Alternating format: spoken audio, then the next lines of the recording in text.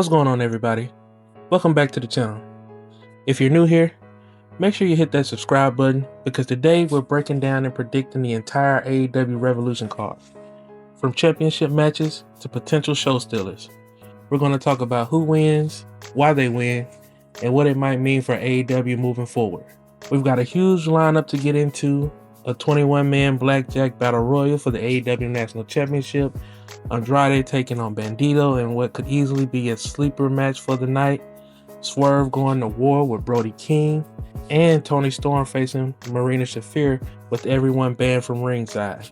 On top of that, we have a Trios Championship on the line, Jon Moxley defending the Continental Championship against Konosuke Takeshita with no time limit, FTR defending the tag team titles against the Young Bucks in another chapter of one of the greatest tag team rivalries ever, and 2 out of 3 falls match for the AEW Women's Championship between Tekla and Chris Statlander.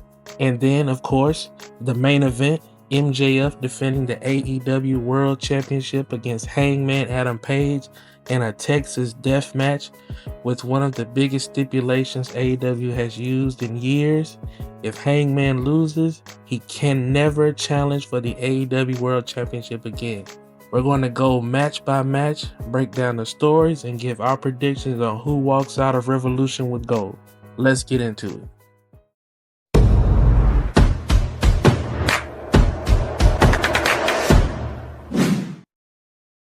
The AEW National Championship is getting a pre-show battle royal, which is fine. It's a lower card title, so you can experiment with it a little bit and try different things. That said, I still don't think AEW has fully figured out the real purpose of this championship yet. Personally, I think a lightweight title or even AEW's version of an X Division style championship might have connected better with the fans. I'm also not sure if this Blackjack Battle Royal is going to follow the same rules as the classic Casino Battle Royal. Either way, I do expect a few surprises, but nothing major. If I had to guess, I think the final 2 will come down to Ricochet and Jack Perry.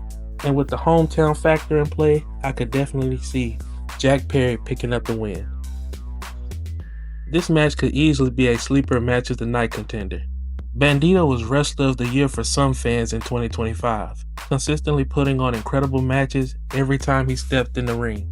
Andrade also seems completely reborn since returning to AEW, arguably looking the best he has since his NXT days. I expect both guys to lean into their lucha heritage and deliver the kind of fast-paced, high-impact match that fits perfectly on a Revolution card. That said, AEW might have already tipped their hand by not putting the Ring of Honor Championship on the line. Because of that, I'm picking Andrade to get the win. Now, if they add the ROH Championship to this match last minute, my pick is still Andrade. This is one of those matches where you've got 2 guys who are both on hot streaks right now, but neither one had a clear direction heading into this pay-per-view, so they just paired them together. I'm not saying it's a bad match at all, but there hasn't been much build behind it.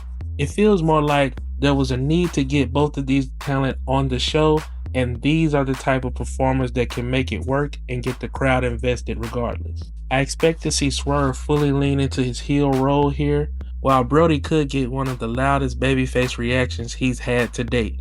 That said, I'm more invested in the overall story AEW is telling with Swerve right now. So for that reason, I'm picking Swerve to come away with the victory.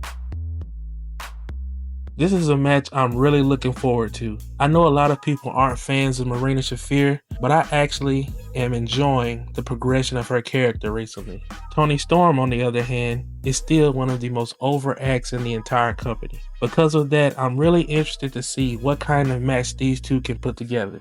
This is easily the biggest spot Marina has had in her wrestling career, and this match will tell us a lot about where she is as a performer right now. At the end of the day, AEW is in serious need of strong top baby faces in the women's division. So I'm going with Toni Storm to pick up the win. I'm invested in some of the people in this match, but honestly, I'm not really invested in the match itself. I do enjoy seeing Fletcher and Davis winning gold together in AEW after everything they did as the Aussie Open. That part has been cool to watch. I'm still waiting for them to finally pull the trigger on the Okada versus Takeshita storyline, but at this point it feels like it's dragged on a little bit too long.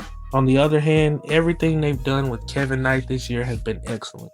He's really become a pivotal character on AEW television during this first quarter of 2026. With that said, the story they're telling with Jet Speed feels like it's ultimately building toward their downfall, so I'm expecting the Don Callis family to retain. In 2025, Konosuke Takeshita became my favorite wrestler to watch. I was invested in everything he did, and no matter which company he appeared in, his matches consistently delivered at a high level. On the other side, Jon Moxley turning babyface was unexpected, but it felt like a breath of fresh air after his world title run. These two also have history that goes back to Takeshita's early days in All Elite Wrestling. Because of that, I think this is where we see the first title change on the main show. That victory would cement the Don Callis family as the most dominant faction in AEW, ending the night holding the Continental Championship, the International Championship, the TNT Championship, and the Trios Championship. I love watching FTR and the Young Bucks wrestle. The style clash between these teams is always fun to me. You're talking about two era-defining tag teams and honestly, two of the greatest tag teams of all time. What makes this match really interesting for me is for the first time in the rivalry, the alignments are really clear. The Young Bucks are the clear baby faces and FTR are the clear heels. That dynamic alone makes this feel a little different from their previous matches. I also think both teams have something to prove. Some fans are starting to feel a little fatigued seeing these two teams constantly around the title picture. So this match feels like a chance to remind everyone why this rivalry matters. I'm going to go out on a limb and say this could end up being the best match these two teams have had together. My heart wants to pick the Young Bucks, but my head is looking down the road and FTR has a big match looming. Because of that, I'm picking FTR to get the win. This is a match I actually predicted back in January, but my opinion on the outcome has completely changed since then. At first, I thought Tekla might win the title from Chris Statlander as a way to break up these long championship reigns. My idea was that Tekla would hold the title for maybe 2 months, giving Statlander the chance to chase the championship with a bit more of an edge and then win it back at Revolution. But now I'm on the complete opposite side. I don't think you can take the title off Tekla right now. Tekla has been such a strong character and her charisma is really connecting with the fans at the moment. Seeing her carry the championship has also highlighted some of the things that Statlander is still missing from a character perspective. It honestly feels like Tekla is just scratching the surface of what she can do as champion. Because of that, I'm picking Tekla to retain the title. For the second year in a row, AEW are giving us MJF versus Adam Page. Somehow, they have made this year's match feel like the biggest match of the year. They did it by adding what some call the dreaded Cody Rhodes stipulation. The "if I lose, I will never challenge for the AEW World Championship" stipulation. This is the stipulation that people point to as the reason Cody Rhodes ultimately left AEW, because he booked himself into a corner, and there is validity to booking yourself into a corner with this stipulation. I do want to highlight some differences this time around. Cody had never won the AEW World Championship, while Hangman has had 2 of the most anticipated title wins in AEW history. When Cody did this storyline, AEW was brand new and didn't have recognizable main event talent to hold and contend for the championship. But today, AEW has no shortage of title contenders in waiting. Also at the time, AEW only had 1 singles title, and today AEW has multiple single titles and multi-man tag titles. The question is, do you really follow through with it? What makes this such a difficult decision is Maxwell Jacob Friedman.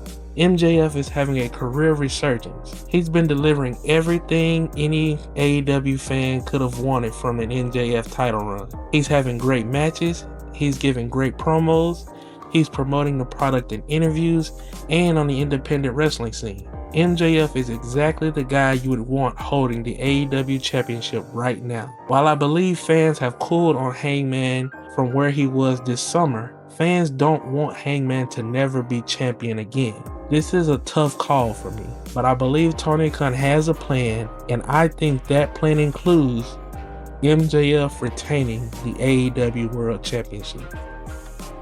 Alright, those are my predictions for AEW Revolution. Overall, this card has a lot of potential.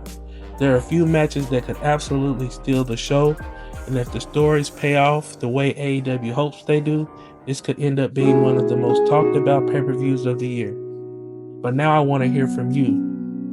Who do you think is winning these matches? And what match do you think will steal the show at Revolution? Drop your predictions down in the comments below. And if you enjoyed this video, make sure you like, subscribe, and share it with other wrestling fans. And I'll catch you in the next one. Peace.